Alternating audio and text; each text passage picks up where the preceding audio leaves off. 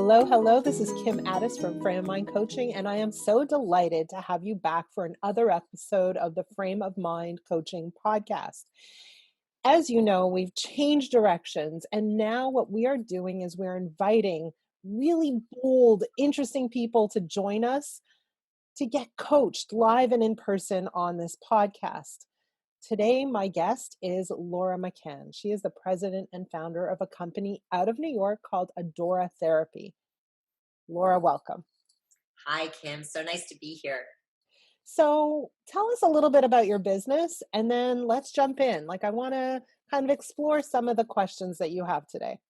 Yeah, so my company, Adoratherapy, is a manufacturer of aromatherapy perfume.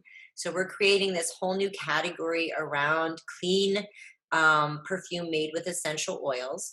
And I started the business in 2015 as a co-founder. Today, I'm the sole founder. And it was really to explore creating a brand. In my career in the past, I've done all kinds of other things from fashion to fashion technology, supply chain, mostly service businesses. And I've always been creative by nature. I'm a designer by training.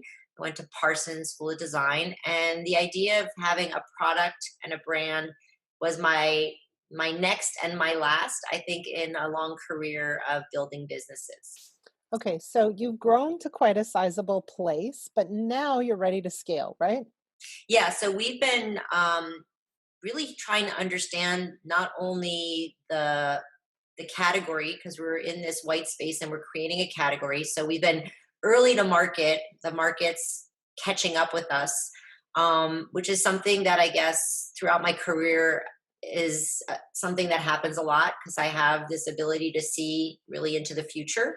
And because of everything going on with coronavirus and retail and wholesale, and how people are thinking of what's essential in their life, the category and the products that we create, which are mood boosting and mood shifting perfumes, are really something we don't have to explain anymore. So we're really delighted and excited to be growing the brand, but we've pivoted to more of a direct to consumer model.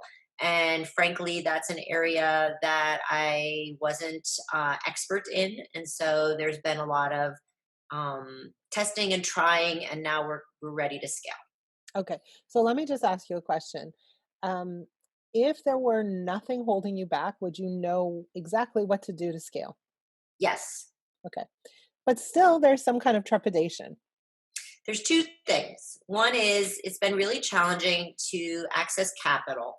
So to date, I've been the investor in my own business, which means that it's been financially a big commitment that, as you know, takes a long time to get to the place where a business can scale. So doing it with your own capital means you feel it in a whole other way. The second thing is I probably have a lot of entrepreneurial trauma that I would say from the different businesses that I've been in, the different partnerships that I've had that haven't, well, I've certainly learned from them, but they felt more maybe painful than joyous, certainly in the endings of them. And then the third thing is I'm 56. So at this point in my life, the idea of building something that's big, that requires a ton of attention and a lot of complexity, isn't really aligned with sort of my current goals to sort of keep things a little more simple. So I'm really trying to redefine what it looks like to have a business that is maybe more of a lifestyle business that gives me all the ease and joy and creativity without all the drama and the complexity. Okay. And that's really where I'm at. Okay, so there's so much here. I'm excited to jump in. You talked about entrepreneurial trauma. So, if we had an hour, I'd ask you to really kind of tell me all about that entrepreneurial trauma. But maybe we can kind of skip a few parts and just explain to me what the impact of that trauma was. So it sounds to me like you had some partnerships that didn't work out properly, that didn't work out to your hopes and expectations, and that some of your business dealings ended off in a way that maybe left a little bit of a bad taste in your mouth. Is that accurate? Yeah, that's accurate. Okay, so explain to me the impact on you So how did that affect you? Maybe Yeah. financially, personally, in any way, Yeah. So socially even? what I'll say is I'll maybe go to the healing part, right? So what it did provide is it provided a way to check in to see where there was a change, a need for growth. And a lot of the growth is happening and has happened as a result of the pain, right? Because sometimes I think we need that to grow. And I think a lot of it came initially from a place of worthiness, right? That you're enough, that you're deserving, that you're a whole person, which is why my business, Adoratherapy, is really, it has the slogan, adore yourself. And I say I'm a life coach in a bottle. All the work that I've done throughout my career, I'm incorporating it in this product, which is a product that's designed to remind you to love yourself. And so part of that is to have, to manifest through breath, through intention, and then knowing you're enough. And that, it all starts with loving yourself. So I'm doing that. I'm in that journey and I'm healing. But before I was able to really understand that's what it was, what it felt like is losing trust, both in other people and myself, trying to understand if what I feel like is my greatness is actually aligning with my results. So I feel like I'm so worthy of the biggest and the greatest, but my results may not be where I think they should be financially, primarily. Certainly feel like there's a ton of success, and most people would say, wow, or envy me or all that. But compared to what I expect of myself, and I'm the harshest critic, which is why I have to remind myself and others to adore themselves. It's not enough. And so, living in that place of what's next, can it be more? Can it be bigger? I call it the gap. A lot of people know the Dan Sullivan, he calls it the gap. It's like when you're in the place between where you want to be and what and where you are, it's not a satisfying place instead of being in the moment and being completely accepting. Okay, so I'm really interested in exploring one thought, okay, like one specific, because again, we could talk for days and days, but I'm really interested specifically in exploring this whole idea of at 56 years old, I have a vision of what I want and what I'm doing doesn't match, Mm, right? yeah. And so as you're describing it, you're saying, hey, at this stage of my life, I can't, and correct me if I'm wrong, I kind of thought that my life would be maybe a little lighter, a little easier, a little more flowing, a little less intense. Hmm. Oh You're yeah, nodding, I'm right? nodding, and I'm having a hot flash at the same time, Been just to there. just to make it more traumatic and dramatic. Right. Okay. So here's my question. There's a part of you that wants to put the metal to the pedal, and Hmm. there's a part of you that doesn't. Yes. Okay. So those two things together create, let's say, an energetic Mm, conflict. hmm. And really the conflict is, and I kind of read a little bit about what you wrote, and you said, I'm at a place where I have an intersection between my why, my values, and my next. Hmm. And what I want to say to you is that what you actually have is a set of beliefs Hmm. that don't match with your desires. Mm, So let me kind of play around with what those might be. hmm. You have a desire to really grow your business, and you have a belief that unless you work super hard and jeopardize your personal wealth, that can't unfold.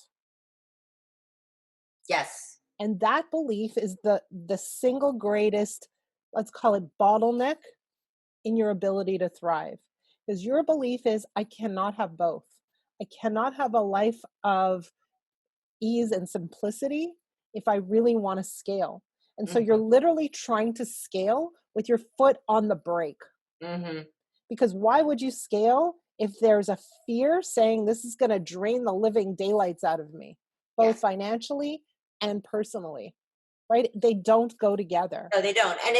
Some of it is from me, and some of it is my audience. And so the people in my life who care a lot about me, I think they reflect back that they see suffering and they see pain and they see they see like enough, like why do you do this to yourself. they Right. don't they don't buy into the entrepreneurial thing at all. Right. So not only do you have your own set of fears that say, hey, like I'm worried about literally draining myself, Hmm. but I have people in my life who are saying, hey, you're draining yourself. Yeah. Okay.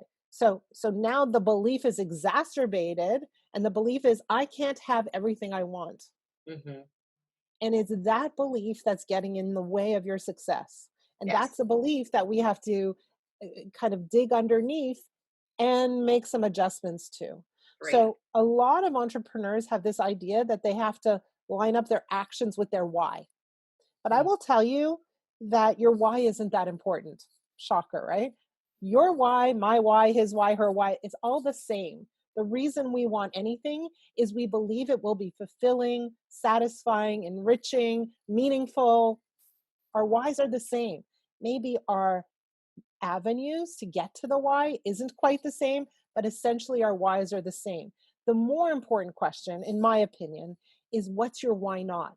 What is really interfering with the ability to have what you want? And right now, it's the belief that you can't have it. Mm. Why? Because your past experience shows it to you. You have Yes. all this evidence. Look at my clients, the people around me, everybody's telling me, Yeah. right? You're piling up this evidence that says I can't have with what I want and live a healthy, fulfilling, satisfying, peaceful life. And as long as that belief is in place, you're going to continue to create the same bottleneck for yourself. Okay, so now the question is, can people actually have what Hmm. they really want and live a life that's satisfying, fulfilling, and not full of drama and not full of stress? Is it even possible? Laura, what do you think? I think so.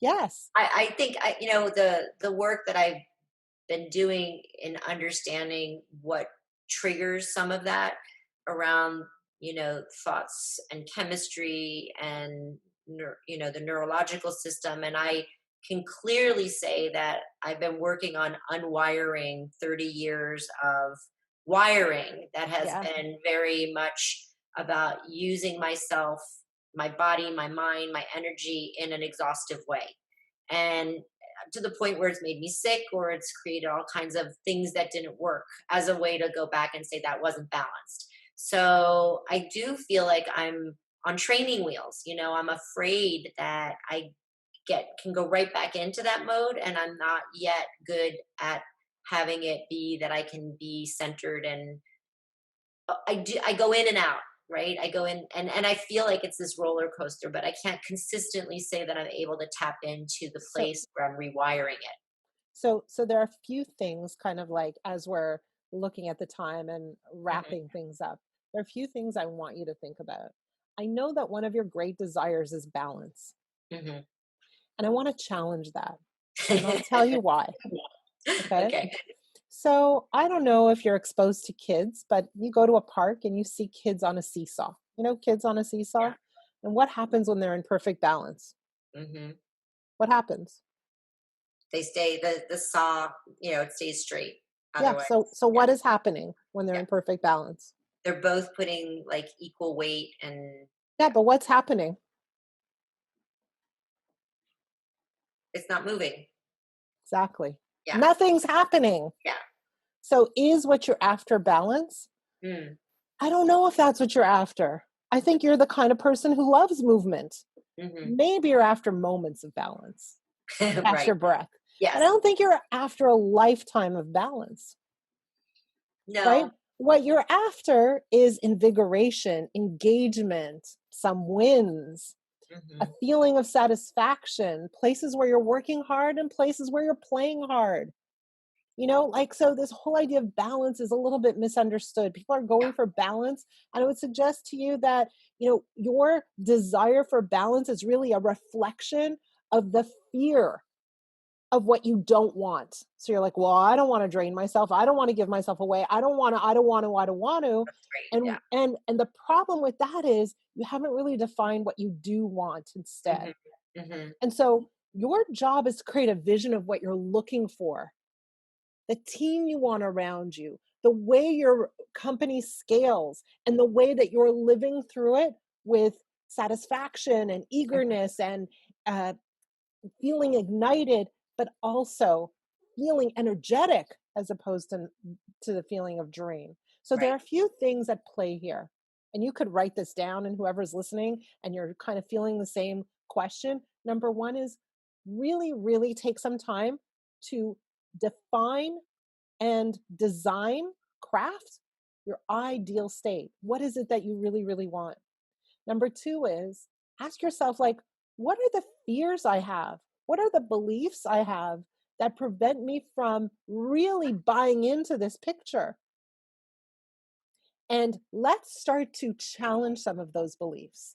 In your case, the belief is, I can't have everything I want because if I really go for this, I'm going to be financially drained and personally drained. And if that's the case, no kidding, scaling is going to be hard, right? Because you're literally trying to move ahead. It's like an anchor is in the water dragging you, and you're not going as far or as fast as you can, Yeah. right? So we have to do both things. Define what we want as opposed to what we don't want, because you're clear about what you don't want. And part B is truly identify the beliefs that are getting in the way of you having fun with your pedal on the metal. Because right Mhm. now you're like, oh, I'm scared to move forward, Yeah. right? Well, it's been a function of I'm an Aries. I want to go all the way forward, my head hitting walls, right? Um, you know, my dreams can't cash the checks my body can write. Right? So I'm trying to do it incrementally and to the pace that I can afford. And it's slow. It doesn't feel right when it's this slow. It doesn't Yes, feel but comfortable, but also, I don't know how else to do it with the capital and the resources with me as the primary resource because I'm the thing I can exploit the most at this point. and so really the key that I want to pass along before we wrap up Mhm. is that the way you think about your business and yourself Mhm. is the thing causing the greatest pain for yourself. Mm, yes. Okay. So, and Mhm. in your case, it's your beliefs about what's possible and impossible with your current resources, your finances, and all of that. And Mhm. the belief that you can't have it all. And if you do try to have it all, it's going to come at a huge personal cost. Mhm. And that right there is the thing that's causing you great struggle. Yeah. I Okay. would say you're absolutely right because it's I can I actions speak louder than words, right? What you see is what you get, and what I see is exactly what I feel and what I'm thinking. So we probably have to talk for a lot more, and we can. But for the purposes of this episode, I hope that we gave you some food for thought. And I hope Yes. that I gave you some things to think about and maybe journal about too. But I want to say thank you so much for spending this time with me, for sharing yourself, your story, and being bold and coming onto the show with us. It is, I'm so grateful. So thank you. How do people find you and learn more about your aromatherapy? Yeah. So our website is adoratherapy.com. And you can reach out to us on the website or on Instagram. We're at Adoratherapy. Amazing. And if anyone who's listening is interested in being on this podcast, please reach out to me. It's Kim at frameofmindcoaching.com. And if you don't feel as bold, but you do have a struggle that you're contending with and you want to talk it through, still reach out to me. It's Kim at frameofmindcoaching.com. We could definitely talk. Thank you so much. Until the next episode.